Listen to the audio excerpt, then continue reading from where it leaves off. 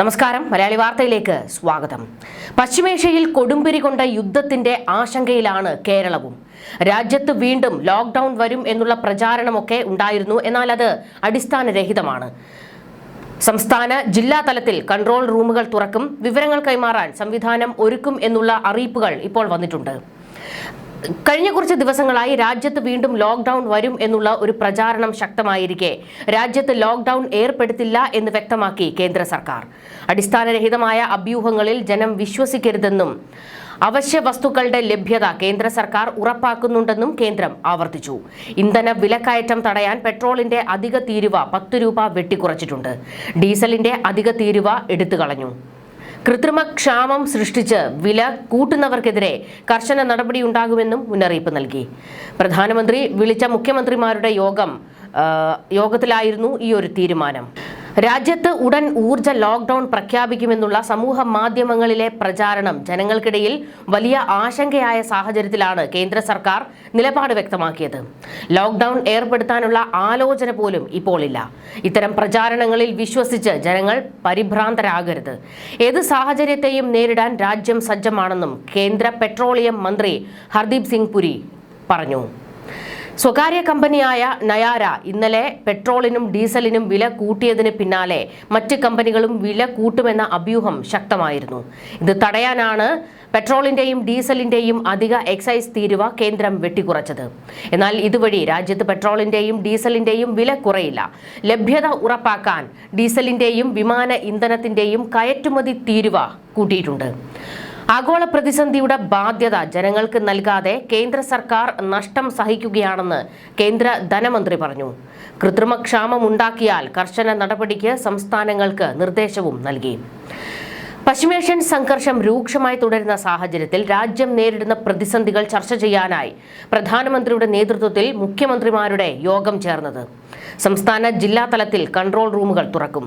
കരിഞ്ചന്തയും പൂഴ്ത്തിവെപ്പും തടയാൻ കർശന നടപടികൾ സ്വീകരിക്കാനും യോഗത്തിൽ നിർദ്ദേശിച്ചു.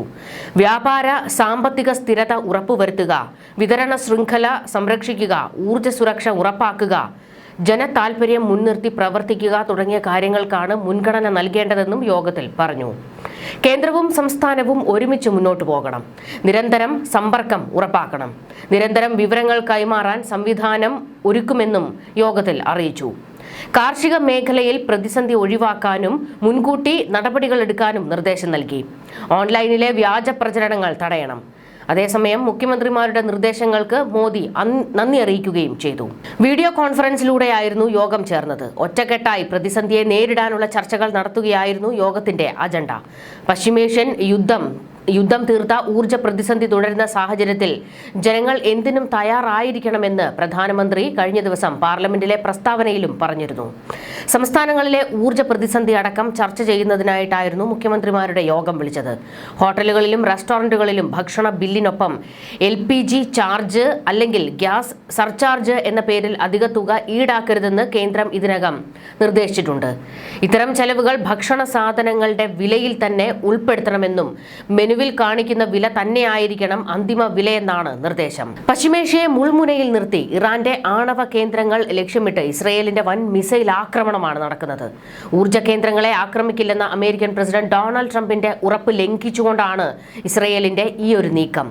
ഇറാന്റെ പ്രധാന ആണവ കേന്ദ്രമായ അരാഖ് ഉൾപ്പെടെയുള്ള 2 ആണവ നിലയങ്ങൾക്കും 2 വൻകിട സ്റ്റീൽ പ്ലാന്റുകൾക്കും നേരെയാണ് ആക്രമണമുണ്ടായത്. ഇറാന്റെ ഊർജ്ജ കേന്ദ്രങ്ങൾ ആക്രമിക്കുന്നത് ഏപ്രിൽ 6 വരെ നീട്ടിവെക്കുമെന്ന് ട്രംപ് ഉറപ്പ് നൽകിയിരുന്നു. സമാധാന ചർച്ചകൾ പുരോഗമിക്കുന്നുവെന്ന് ട്രംപ് അവകാശപ്പെടുമ്പോഴാണ് ഇസ്രയേൽ ഈ ആക്രമണം നടത്തിയത്. ആക്രമണത്തെ തുടർന്ന് മേഖലയിൽ ആണവ വികിരണം ഉണ്ടായിട്ടുണ്ടോ എന്ന കാര്യത്തിൽ ഇതുവരെ ഔദ്യോഗിക സ്ഥിരീകരണമില്ല. ഇത് ലോകരാജ്യങ്ങളെ വലിയ ആശങ്കയിലാക്കുന്നുണ്ട്. ശക്തമായ തിരിച്ചടി നൽകുമെന്ന് ഇറാൻ വിദേശകാര്യമന്ത്രി അബ്ബാസ് അരാഗ്ചി വ്യക്തമാക്കിയിട്ടുണ്ട്. സൗദിയിലെ അമേരിക്കൻ കേന്ദ്രമായ പ്രിൻസ് സുൽത്താൻ എയർബേസും ടാങ്കർ വിമാനങ്ങളും ഇറാൻ ലക്ഷ്യമിടുന്നതായിട്ടാണ് റിപ്പോർട്ടുകൾ. ഇസ്രയേലിന്റെ ഈ നീക്കം മേഖലയിൽ പൂർണ്ണ യുദ്ധത്തിന് വഴി തുറക്കുമോ എന്ന ഭീതിയിലാണ് ലോകമിപ്പോൾ. പശ്ചിമേഷ്യൻ മേഖലയിലെ സുരക്ഷാ വെല്ലുവിളികൾ നേരിടുന്നതിനായി ഖത്തറും അമേരിക്കയും കൈകോർക്കുന്നു. ഖത്തർ പ്രധാനമന്ത്രി അമേരിക്കൻ യുദ്ധ സെക്രട്ടറി പീറ്റ് ഹെഗ്സേതുമായി നടത്തിയ കൂടിക്കാഴ്ചയിൽ പ്രതിരോധം, സുരക്ഷ എന്നീ മേഖലകളിൽ തന്ത്രപരമായ സഹകരണം ശക്തിപ്പെടുത്താൻ തീരുമാനിച്ചു.